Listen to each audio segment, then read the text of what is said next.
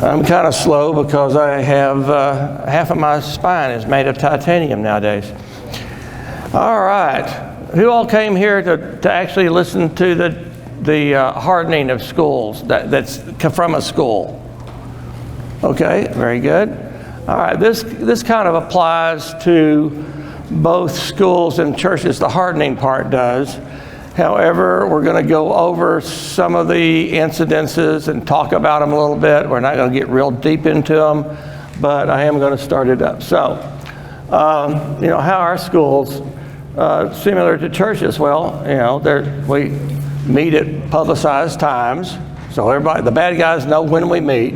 They know where we meet, and am I doing something wrong? No, I'm good?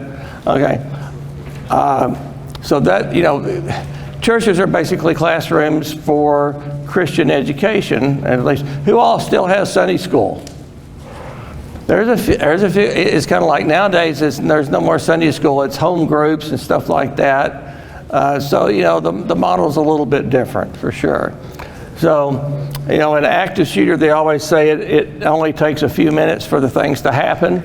And law enforcement usually tell us until they get there, we're on our own to stop the incident. And most of the time they get there.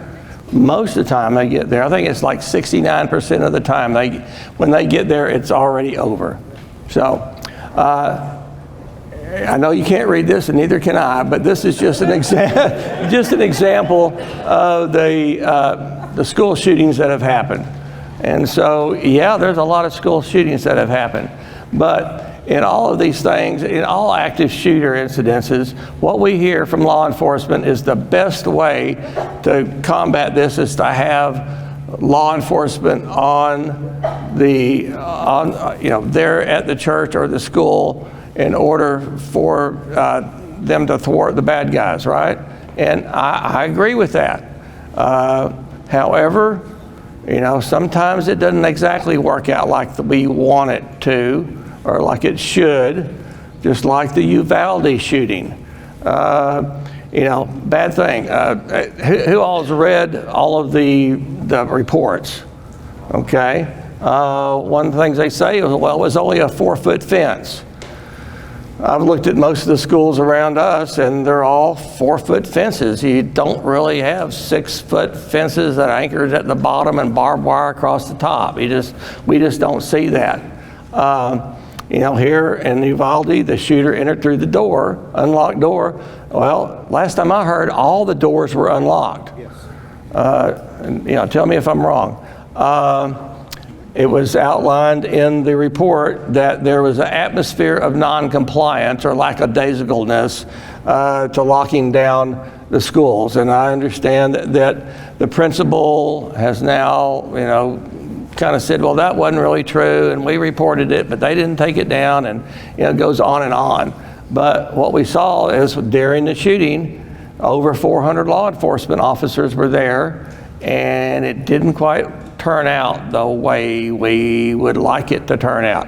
And I'm not going to get into the politics of all this, but just to say that, evidently there was a school resource officer there around somewhere. He was off property. He was off property in his vehicle. In his vehicle. And I heard that he saw somebody, but then it turned out that the person he saw was another teacher, and it's still out there. So one of the major things that I looked at was the Parkland shooting. So this was the guys. It says his name, so I'm going to say his name because you're all adults here. Yeah, Nicholas Cruz. It killed 17, wounded 17. Up until then, it was one of the deadliest school massacres, He's 19 years old. He's a former student. He always displayed aggressive and violent tendencies. Since he was 3 years old, that's a long time. Struggled with academics, attended several schools. He always had problems at schools. And he was under the care of mental health professionals from the age 11 up to 18, and then he refused further services. Here it shows where he was. And there was another guy named Medina that was part of the school that saw the guy but didn't really do anything. But Cruz went from there over to building 12, and that's where he started from room to room, or from floor to floor. Now, this is kind of disturbing that he took an Uber, and the Uber driver let him off right there where it says Cruz, and he had this gun bag with him. And so the Uber driver let him off, and he got out of the car with the rifle bag, and that just doesn't sound right. But hey, I guess it happened. He went in through an unstaffed, unlocked door, went to building 12, and that was unlocked and unstaffed. Made his way through all 3 floors. There's a great animation and step-by-step deal on the internet that's really worth seeing. It's by a newspaper. I forget exactly what the deal was, but it shows where he went, and just shows every floor and every classroom and who he shot there and what happened. But one of the things to see here is that it only took 5 minutes and 6 seconds from first shot to last shot. So not very much time at all. So there was a 10-foot wall, this big gate like that, around the entrances to the school. And if you go on YouTube, on Google Maps and look at the campus, you can actually drive around the campus, where you can make the camera show you what's there. It had a 6-foot fence all around the outside of that, and the athletic fields, and the middle school that was right next to it. But the deal was that they left these doors unlocked and unstaffed. Now, supposedly, they opened them, although they were never supposedly locked. They opened them because it was like just before school was fixing to be dismissed. So what was it, at 2:19? School usually gets out at what, 3 o'clock? So they were open. Doors regularly remained closed, but unlocked and unstaffed. Now, what good is that, really? And they said, well, we didn't have the personnel to have anybody to stand there and make sure nobody bad comes in. The report says that the fence wasn't anchored at the base, and there weren't any security features. There wasn't any razor wire over the 6-foot fence. In the parking lots, they were secured by chain link swinging gates. Obviously, those weren't closed because they're fixing to let out. These are the doors, the hallway and the stairwell. Of course, those were unlocked, but those are, as far as hardening, metal doors, pretty good. It takes a lot to get through one, even with a weapon. Here they have glass inserts, so the bad guy could have shot, if it was locked, they could have shot the window and just reached their hand in and opened it up. Yeah, it may have security glass, it may have wire in there, but nothing that you couldn't get through fairly easily. So they say that they had the window panes and they were metal doors. So inside the classrooms, you had exterior locking and an interior knob, just a regular knob. And so in this incident, you had to lock the door from the outside and then close the door. They had video surveillance there, but one of the things they complained about is that the school district did not allow law enforcement to have access to that video system, which would be one thing that you would want to do, is to have, especially in a school, is to have law enforcement able to tap into your video surveillance system and see everything that's going on. There were no window coverings for the windows at this school. Then we get into the part about the deputy that was there, He had a standard uniform. He wasn't wearing a ballistic vest, wasn't wearing anything ballistic at all. He had a school radio, and he wore his handgun on his belt, but no indication that he had a rifle ready. That's another thing that we look at. Now these are excerpts from the report, not complete, but it says, they continued running north past Building 7, and within approximately 10 feet of getting to Building 12, he heard gunfire. They're talking about the deputy, the SRO that was there. He said he thought it was from outside. It was so loud and so close, I thought it was probably outside. But from the surveillance videos reviewed that he was lying. So what they did find is that he went to Building 7, went into that building, and hid in the stairwell for 48 minutes while the bad guy was running up and down Building 12 shooting everybody. 17 dead, 17 injured. So they found that this deputy was derelict in his duty, and he failed to act consistently with his training. He fled to a position of personal safety while crews shot and killed everybody, or the people that he did kill and wound. He was in a position to engage them, but he willingly decided not to do so. Are we following a theme here? It just doesn't sound right. First you got this deal where you got a SRO there, he didn't do his job, and then the public sees Uvalde.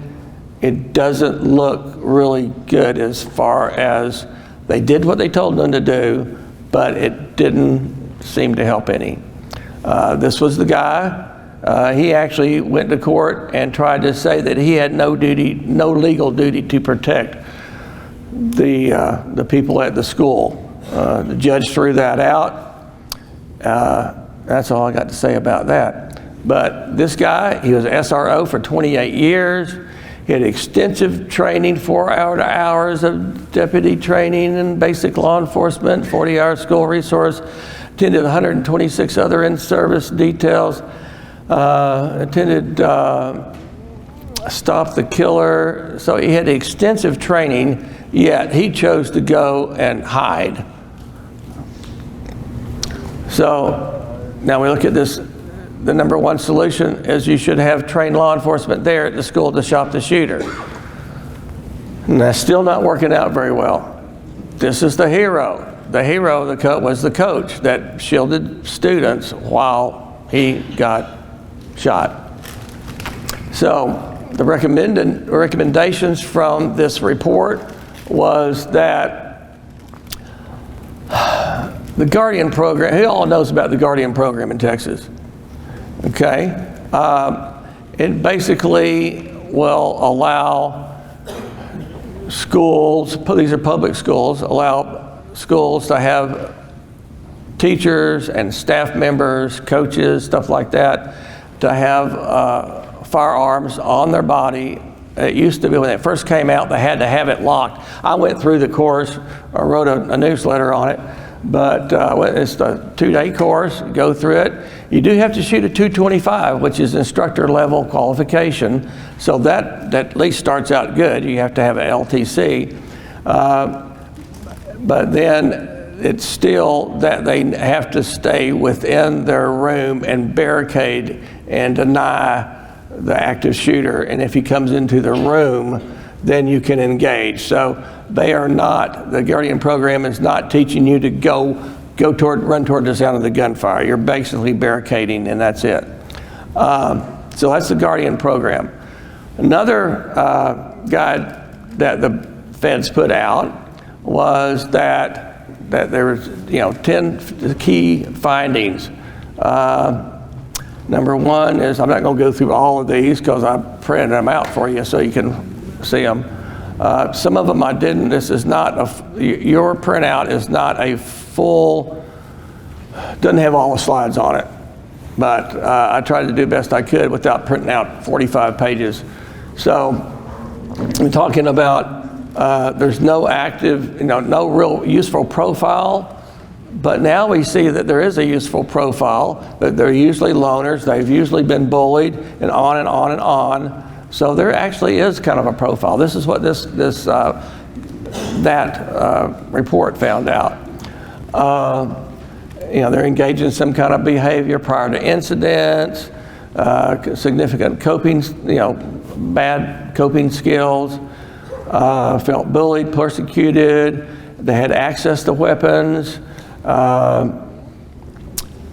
Some students actively involved, other students, like in Columbine, that was at least 2 guys. And despite prompt law enforcement officer responses, most shooting incidents were stopped by means other than law enforcement. They may not be, law enforcement may not be there when the shooting begins, and usually they arrive after the shooting has ended. Another report that was put out, this is by DHS, and they had some recommendations other than the mental health part of it, that you need to have a threat assessment team. Who all has a threat assessment team that's in a school? Schools in Texas are mandated to have a school assessment, a threat assessment team. There is a school security survey. If you go to the Department of Homeland Security and look at some other resources for school security, there is a assessment worksheet that you can go through. It's pretty good. It really centers around things other than having, armed teachers there, but it is actually pretty good.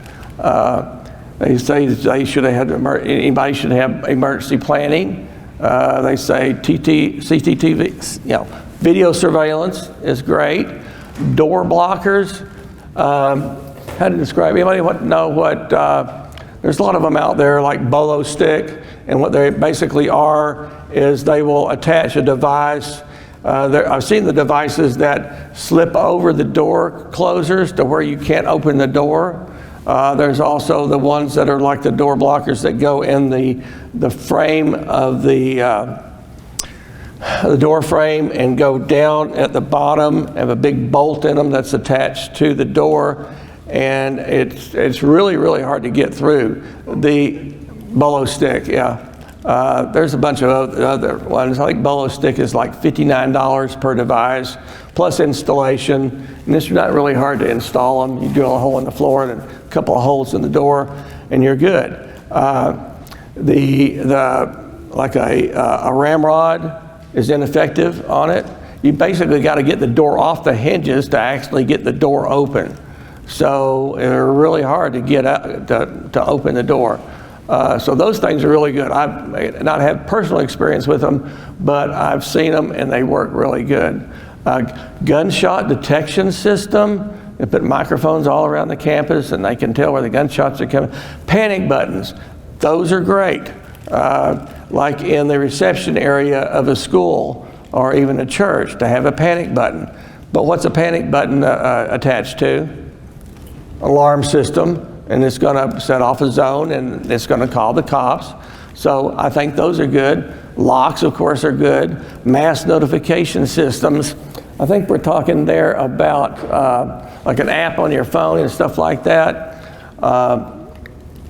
Motion detectors, I don't know how that would be. Smoke cannons, I thought that was pretty amusing. Now, what's that? You're talking about where they can set off a device that basically fills an area with smoke, which makes it real hard for bad guys to see what they're doing. Technical training equipment for the SROs, like flashbangs and ballistic shields. Those really didn't work out for Uvalde, didn't work out very well. Strobe lights, that's kind of different. Turnstiles, I don't know how that would work. Drones, oh, those are cool. But I never seen anybody fly them around inside of a school.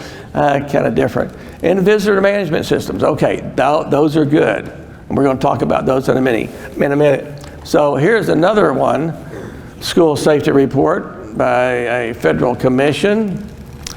And this was really weak. They're talking about, you know, our country's moral fiber and threads of love and empathy and connection, and we should work together in local communities to keep everybody safe. Okay, great. That really didn't tell me how to do anything. So they say prevent all the cyberbullying, the mental health, suspicious activity reporting. I thought it amusing that they didn't like Obama's Rethink School Discipline, that it had a negative impact on school discipline and safety. And so I think this was like, don't spank kids or something. Of course, I guess that went away a long time ago, right? Y'all remember the coach's paddle? Who all remembers the coach's paddle?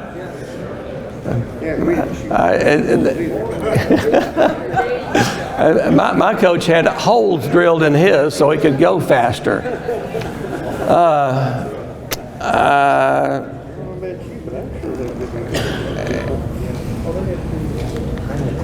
Protect and mitigate. So you need to train school personnel to help ensure student safety. I'm the one that put armed question mark by there because it doesn't say anything about that. Most of these don't, except for that second one that was said the Guardian program was good. Transition of military veterans and retired law enforcement into career for education. And then they said, well, how about PTSD? You know, you don't want to hire anybody with PTSD. They go crazy on you. I'm not going to comment on that at all. You know, how much does it cost to hire a full-time security person? And I'm not an authority on this either, but I had a police department came out to our range the other day, and we were talking about how much they made. And it's like, yeah, well, over there in Dallas and different areas, it was like 80 grand. And they say an average officer makes 56 or 57, and these guys are talking about 80,000. Police chief of a couple of school districts, a good friend of mine, he's finally making a six-figure salary. 80 grand is probably more than most teachers make. Now, I don't know how much teachers make, but a lot more than teachers. Yeah, a lot more than teachers. So the school has to come to grips with all of that, how much they're going to pay for that. And then respond and recover. So they were going active shooter preparedness and mitigation. It's the run, hide, fight, the lockout, get out, take out, observe, navigate, escape. And there's several others, usually ending in the idea of using chairs or fire extinguishers to thwart the bad guy instead of guns. I've never seen a report from the feds that say, yeah, you need to have armed people there with guns. They always say, no, they don't want to say the word gun. They want to say, yeah, use whatever you can. So, hey, whatever. Report conclusion, and here again, however, because active shooter incidents are usually over before law enforcement gets there, on-site personnel must be prepared to deal with the active shooter attack in the absence of trained response officers. So, okay, there they say, yeah, you need to have people with guns there. So, armed security in Texas schools, options for public schools is SROs, school resource officers, paid for by the public school system, a private security firm. It is legal. It used to be where it wasn't really legal for public schools to hire private security, but now they can. Again, that would be paid by the public school system. The school marshal program. Who all has heard of the school marshal program? So that's a different one than the Guardian program. This is an 80-hour program. It can only be given by police academies, and they can now carry weapons on their body. I've never been able to find a police academy that would actually train this program. Anybody know of one? Zero. Okay. Guardian program is 2 days with a 4-hour LTC class. They can wear concealed and still only defending one classroom. So in all of this, the liability falls on the individual or the school. And the difficulty here is for them finding liability insurance. So that's why most schools don't have teachers armed. Number one, they can't get liability insurance for it. And most teachers, they want to concentrate on on educating the youth and not running around with a gun. So as far as a state licensed child care center, it used to be that was thought that a preschool, a licensed preschool in Texas could not, number one, no, you can't have LTC people in the building, period. But you can have private security in the building. And this is the statute that says where, yeah, that's legal now. So options for private schools. Yeah, you can hire local law enforcement. The problem is if you're trying to keep them there, law enforcement off-duty gigs are usually 4 hours or less. So you can't really go out and hire a public law enforcement officer to be at your private school 8 hours a day or however long that is. It's just not done. They can hire a third-party private security company to come and do that. Or they can have what they call a letter of authority. In the state of Texas, private security is regulated by the Texas Department of Public Safety, Private Security Bureau. And part of their program is that a business, or just like a private school or a church, can have what they call a private letter of authority, where the school or the church is actually becoming a security company. Now, most churches are in the business of saving souls and not really being police persons or security persons. So I have found there are a few churches that do the private letter of authority, but to do that, there's a bunch of requirements that you have to have. And then the fourth option is the gatekeeper program. I will talk about that. Yeah, I'm tooting our own horn. So option one, hiring local law enforcement. If you were to be able to get them for $45 an hour, school is mandated in Texas to be 75,600 minutes, plus an hour and before and after school I tacked on there. So that would be $72,900 per year to hire local law enforcement, plus any sporting events, field trips, extracurricular activities. You're just not going to be able to hire law enforcement to be there all the time. There's just not enough law enforcement people around to be in every school all the time. Hire private security. Private security, if we do private security, it's at level 3, which is armed and uniformed. It's usually $30 an hour and up. So if you wanted to hire private security to be there all 75,000 minutes, it'd be about $50,000 a year, plus any sporting events, field trips, extracurricular activities. Just know that private security officers usually get paid in a level 3, which is uniformed and armed, exposed weapon, anywhere from $13 to $18 an hour.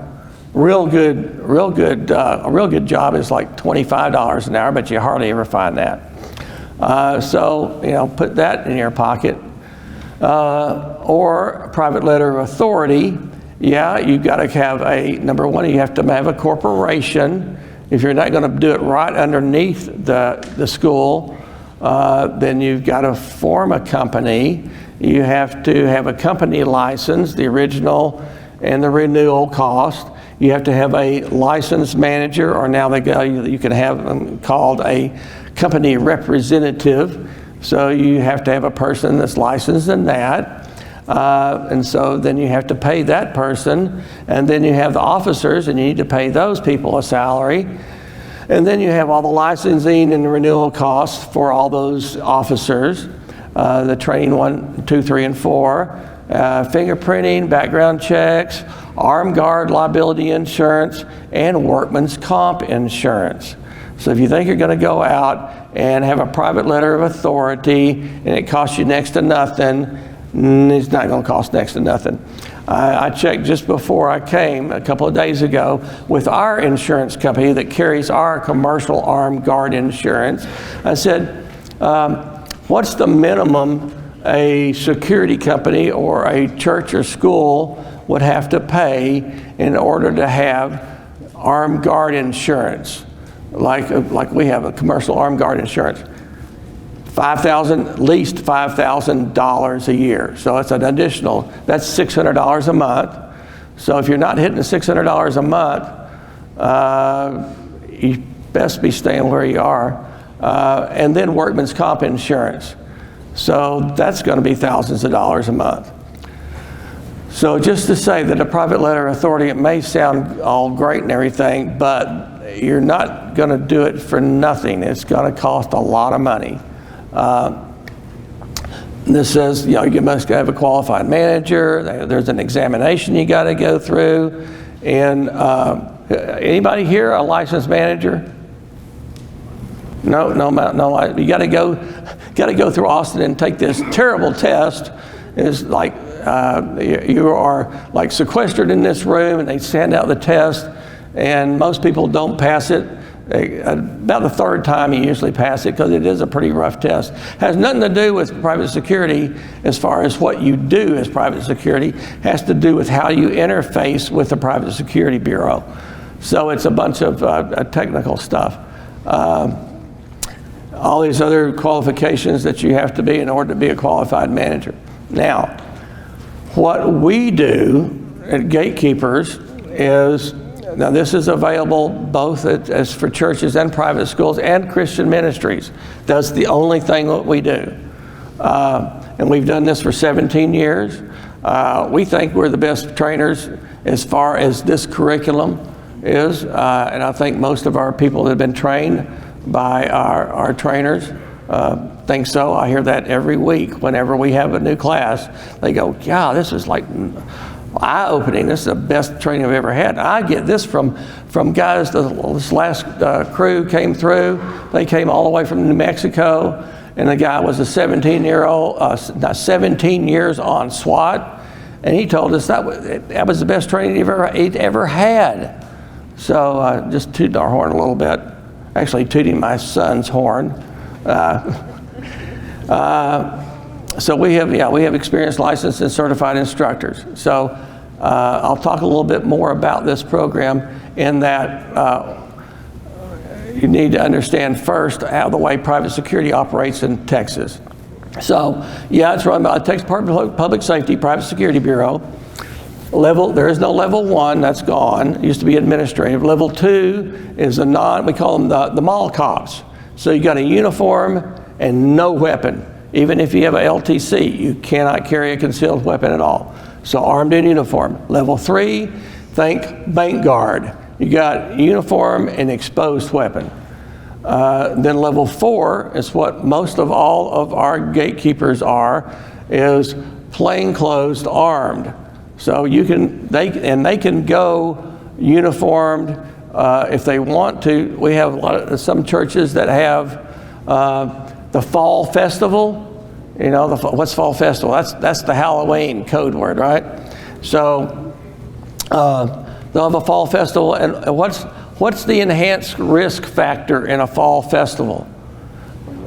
It's that you're going to have problem because you do it as an outreach ministry, so you advertise it to the neighborhood and the community, and the enhanced risk factor is that you have a lot of unknowns coming. And so what we have churches wanting to do is to have some uniform guys there. So if you're a level 3 and level 4, you're already a level 3, and you can become a uniform presence on the property. And so we see churches doing that. Private security training. Now see, this is different than having an LTC, which takes 4 hours. This is going to take you 6 days to get through. It's in communications, laws of force.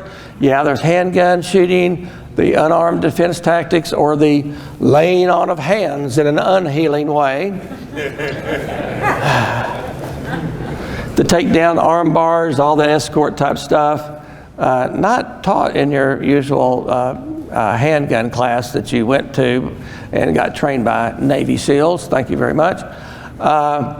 Unarmed defense tactics, okay, handcuffing, expandable baton. You can now add OC spray. They put that back in the curriculum now. Those are called, all these are called intermediate weapons. So you've got the expandable baton, OC spray. What's another one? Taser. We have all these code signals, guys. It's like this is OC spray. This is hairspray. The difference. I got called out. My son called me out on that one. Another thing in our private security is that in level 4, you must take a psychological test. The MMPI-2. Who all has taken those? If you've ever been in law enforcement, you've taken them. Those god-awful tests where you've gone, it's like 480 questions, and most of it was, did you love your mother? Did you torture small animals as a child and enjoy it? Or something, all this kind of stuff. But yeah, you got to go through a strength profile. How many people that are not in a gatekeeper program but have a security team at their church, and you have your guys go through a psychological exam? We got 1, 2. You really have them go through the MMPI? We're just licensed. So Oh, okay. You're level 4? Okay. So yeah. If you're okay, good. She's saying the other guy. Were y'all? So why did you take the MMPI? We just did our own psychological exam. Was it the MMPI or was it a different one? Different one. It was run by a local consultant, and we told one person no based off of it. Okay, very good. Yeah, not very many people fail it, but we have had people to fail it. And believe it or not, the guy that failed it was a Navy SEAL, an ex-Navy SEAL. I went, okay, I can understand that. You probably got jacked up pretty bad in your duty, so I can understand that. But he couldn't go on to the program. And patrol rifle, or AR, we call them patrol rifles, not AR-15s. It's an option in our training. How many churches here that aren't gatekeeper churches have patrol rifles and gone through patrol rifle training? We don't have training. Several of my, I have a state trooper myself as a former private security officer. Yeah. And I have a sniper that all have our own control. So they have their own law enforcement guys, and he's past law enforcement. There is no certification for private security for patrol rifles, but we do it because it would be a failure to train issue. If I put you out there with the weapon systems that I didn't somehow verify that you've been trained, it would be a bad thing on us if something happened and you weren't trained. So we give training, we honor other people's training as long as it is not just Uncle Buck, it has to be somebody that does it for a living and can give you a certificate that says, yeah, you've been trained in this weapon systems. So, yeah, we have multiple churches that do that. So, gatekeeper program, again, it goes that it's 6 days, $920 is soup to nuts. That's with all the licensing, all of the training, all the background checks. And no, it's not your $7 Protect My Ministry background check. It is a FBI background check. It's out of our hands. That's the thing that takes the longest in the program, is to get your background check back from the FBI. So after they say you're okay, renewals every 2 years. We have our own facilities as far as our train facilities. They're all out in the Aubrey area here close to Dallas. We have our own indoor training facility and our outdoor firearms training facility. It's not a gun range. And we have commercial armed guard insurance. So ongoing cost, for a school, I'm getting mixed up between school and church, but the same program goes.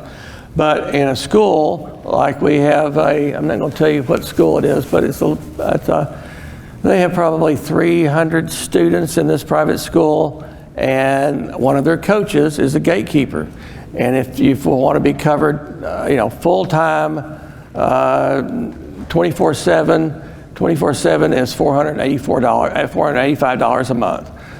Same thing when we do it for churches. We have a lot of churches that have a facilities person or the senior pastor, and some smaller churches that want full-time 24/7 coverage as far as being under gatekeepers umbrella of liability, $485 a month. Otherwise, for your security team, when you schedule them out, it's $11.20 an hour per person. So you basically get a professionally trained, certified, and licensed security officer for 25% of the normal cost of having a law enforcement officer there. I'm not saying they're replacements for full-time law enforcement officers, just that you can't get them full-time, and it's hard to get them even part-time. So, and they're usually $45 an hour, minimum 4 hours. So, and I just said all that, didn't I? So, equipment, like for a school, for our schools that do this, we want them to have a gun safe, to put the patrol rifle, and a plate carrier with level 4 plates. We don't believe in the level 3 plates. We don't believe in the level 3 plates. Being in what we do, we have the facilities to do a lot of experimentation. And I'll show you that in a minute, some of the experimentation that we've done. They're going to need to have an individual first aid kit, helmet maybe. Helmets, level 3 plus helmet is about $1,200. A shield, I didn't really go into to looking at how much shields cost. I'm sure they're at least $1,000. Radios, and one of the schools that we do, the guy has a backpack so he can keep his SBR in a folder case inside a backpack that he can carry to like school games and things like that. But what he does is he puts it in a medical kit. So it's a big red medical bag, so it doesn't look like it's a carry your rifle to school pack, type thing. How many gatekeepers? My friend, that's the chief of police of a local public school, says that the number of, I said, how many officers do you have? And he said, well, the national standard is one SRO, one officer per 1,000 students. So he has 6,000 students in his district. He has 6 officers. So that's just to give you an idea of what's out there and what the national standard is. So other security strategies, for a school, you need to have evacuation, a fire, tornado, active shooter. All of these are mandated by the state that they've got to have these plans. So the same thing in private schools, you need to have all these plans. One of the things that I've seen, this is a local school here in Dallas. They made an area that made it basically tornado proof. So they've got a room that is probably a quarter the size of this room, and the student body is around 600, so it's a little bit bigger. And so what they did is they went through and they put concrete overhead, So, you know, when the tornado comes by and sucks the roof off, it's not going to suck the roof off because it's concrete. They put these, on the windows, they put these doors so that they can close these big doors and they're tornado proof. They also have these, what do you think that's for? Pressure equalization. So they have that, they have the windows. So then we go to law enforcement involvement. We want the local law enforcement to have the floor plans, the layouts of all the campuses, the buildings, access to video surveillance systems, keys and access cards, giving them full access to everywhere. I got some complaints lately that one of our officers that was supposed to be, you know, there. Actually, this is a law enforcement officer who was hired by our church. He said they wouldn't give me any keys, you know. So if he was supposed to do something, he didn't have any keys to get everywhere. Security, even in your security teams at your churches, security needs to have full access to everywhere. If I have to go grab the pastor and run him into some room somewhere, I want the security team to have access to be able to get back there. So yeah, you need to give them keys. And in a private school, we want local law enforcement to know if we have armed security there, especially if they're going to be coaches or administrative staff, because they're not going to put on a uniform and come out. They're going to be there with a gun, and they need to know that if they were to have to respond. Policies for your school is that we want to be able to conduct searches. You saw lately that a lot of the high schools and schools are doing clear bags. That would be probably a good thing. Although you really haven't seen, not that I know of, that the kids that shot people came to school with a gun inside their backpack. It's usually they come to the school after hours, or I mean, when they're out of school, like Nicholas Cruz did. He used to go to school there. And you need to be able to do searches of your buildings, your campus, your lockers. One of my friends has a drug dog, and that's one of the things he does. Is he goes to schools and they'll do a drug search with the dog. Now, security doesn't end at the end of the school day. You got extracurricular activities, sporting events, field trips, before and after school. So hiring police for all of that, you might want to think about the gatekeeper program. Risk factors that you're going to have in a school is domestic problems, sexual assaults, drug, gang violence, stuff like that. Other physical security measures, fences and gates that lead to the school, limiting access points. When I look at a lot of these schools, I see that they've got nice glass windows there for anybody to see in. The Uvalde had 3 different doors and they were all unlocked.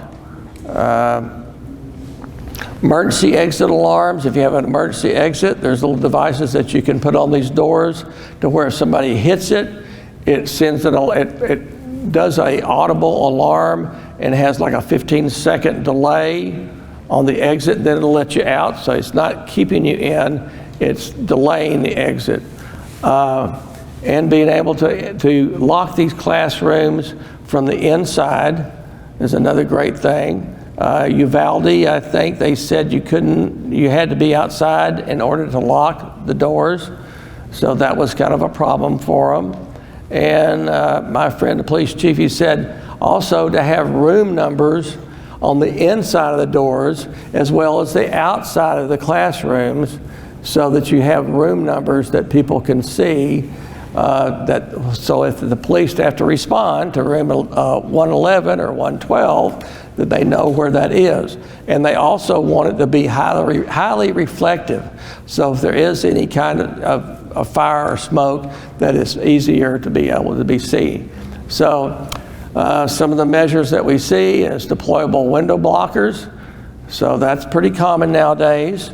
You notice that Parkland did not have this kind of device. Really easy. I mean, I see a lot of the schools, they'll go and just put basically cardboard. But I think these were rollers. I've seen them to where they have magnets on a piece of material that they can move off the door and stick over the window so that the bad guy can't see inside. This is the bolo stick I was talking about, those things that you can install, and it's really hard to get through that. Now, when we start talking, then we start talking about hardening doors and windows and making them bulletproof. Man, that is expensive. Door alone is going to cost you $7,000 to $10,000 per door, plus all the install, because you've got to change out. I mean, if you were to build a new building, it's a little bit cheaper, but doing a retrofit, you have to change the entire door frame and the door. I found a couple of people that were doing it for like $8,000 plus install, but just know that putting bulletproof doors everywhere, at least, I mean, $10,000 a door, I don't know anybody who does that.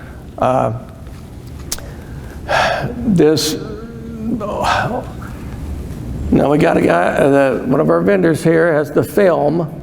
Okay, some people think, oh yeah, we installed that bulletproof film on our windows. Okay, it's not bulletproof, folks. It is, here, there's a video here. You got sound. When considering safety glass solutions, businesses, schools, and other organizations need to understand the critical difference between bullet-resistant glass and security window film applied to existing glass. Both glass solutions will hold form and delay intruders in a forced entry situation. However, only bullet-resistant glass stops bullets. Security window film applied to glass does not. First, let's understand the levels of bullet-resistant glass commonly available. In the UL standard, there are 8 levels, each corresponding to an increasing level of firearm power. Second, let's understand the options in security window film. Standard tinted window film is often 1.5 mil in thickness. Security window film, however, ranges in thicknesses from 2 mil all the way up to 14 mil, with 8 mil being the norm in the US. Now, let's talk about which is right for your facility. The key question you must consider is, are you protecting people or products? If your goal is to delay an intruder's entry or to deter a smash and grab, both are effective, and security window film is the lower cost solution. Now let's see how bullet-resistant glass and security window film protect against gunfire. For our bullet-resistant glass demonstration, we'll use the minimum level 1 rated glass. For security window film, we will demonstrate with both 8 mil and 14 mil film, applied to typical commercial interior 1/4 inch tempered glass and 1 inch exterior thermal glass. All panels will now be shot 3 times with a 124 grain full metal jacket bullet from a 9mm handgun at 16 feet.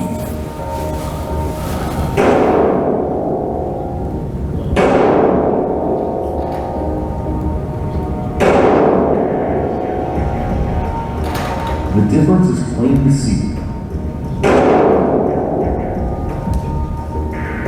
If you only need to delay forced entry in order to protect products, both security window film and bullet-resistant glass should be in unison. However, if you need to protect human lives, then bullet-resistant glass is your only solution. Put simply, security window film protects products. Bullet-resistant glass protects products and people. So, here's one of the experiments we did. We wanted to know how many pieces of sheetrock or walls that a typical firearm would penetrate. So we put 20 pieces of sheetrock divided by 4 inches, so simulating a typical sheetrock wall, and we shot all sorts of things at it. We shot 40, 45, 9mm, full metal jacket, 223, 300 blackout, Hornady critical defense. This is before critical duty came out, and we saw how many pieces of sheetrock it went through. And what we found is that the minimal one, the glazier safety slugs, if you understand what a glazier is, it's basically a hollow point that has embedded polymer and some lead shot in it. So it's made to basically peel back and disintegrate it as it goes through walls. That went through 8 pieces of sheetrock. So the idea that, yeah, these don't penetrate very much, yeah, they penetrate a lot. And all the full metal jackets zipped all the way through, even the smallest handgun, the 9mm, it went through all 20 pieces. This was kind of going through the different levels of security, bulletproofing, with level 7 being the 5.56. And so I found a place that actually sells this bullet resistant up to level, this is level 8. So this is all the way up to 5.56 by 50, 7.62 by 51. So these 4x8 panel is $2,000. So you can make stuff, you can make bulletproof. This is, good stuff. $2,000 a piece. Yeah, you make it just like a regular. You just put it over your regular sheetrock. So that's the way you do that. And then a bulletproof. This is a level 3.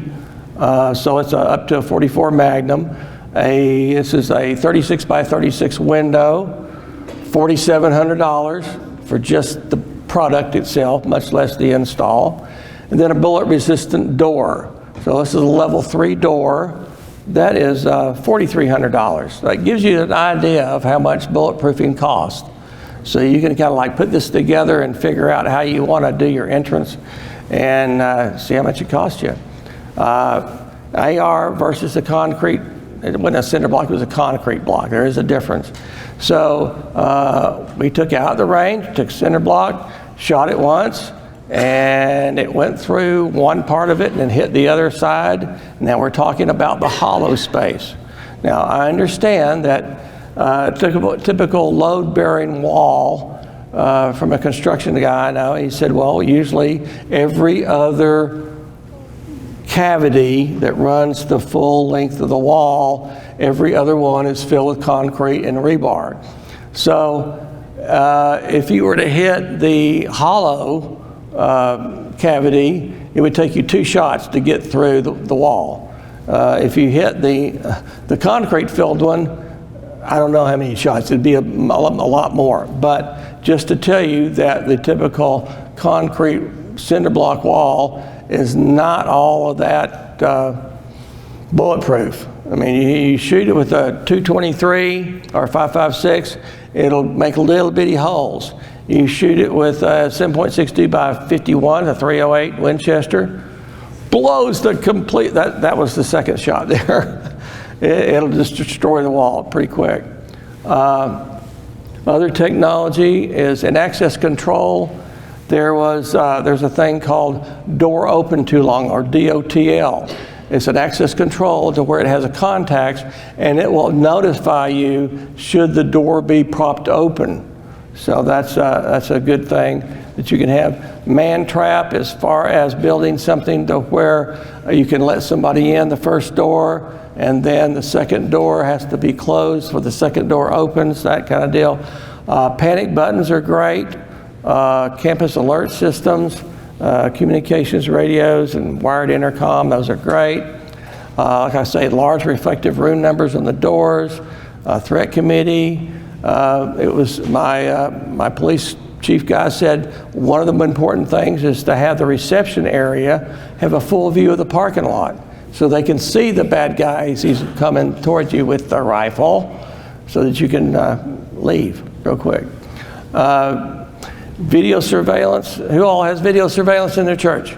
Almost, that's the best thing. And if you can't get them, you can't get the elder board to do it, say, well, at least we need them in the school, in the children's area. And not very many people can argue against that.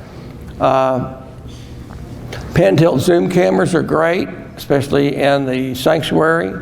Now, you know, there's the positioning of all these cameras is almost a science. I'll give you an example. We call it this. There's the 7-Eleven method, which is I'm going to take a camera. There's an emergency. So you got the children's area, and in the children's area, you've got a long hallway with an emergency exit at the very end. Okay, one methodology is, the 7-Eleven methodology is I'm going to put a camera over that door looking out the door, so if a guy breaks in the middle of the night, I get a good picture of his face. Okay, but we're not after asset protection, we're after people protection. Take that camera, instead of looking at the door, that's the emergency exit door, so that if bad daddy or bad mommy grabs the kid and runs out the door, if I've got it focused at the door, what do I get a good picture of? The back of his head. Turn that camera around and have it look down the corridor so you can see the bad guy or bad girl, whatever, grab the kid and walking out, you get a good shot of their face. So there's difference.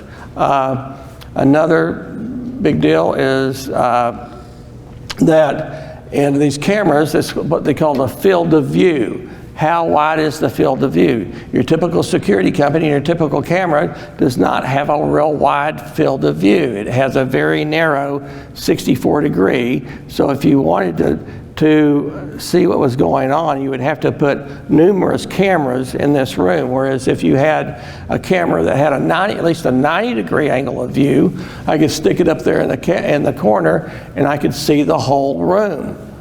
So, you know, be careful what kind of camera you get and what the lens objective is and what kind of field of view that you're going to get.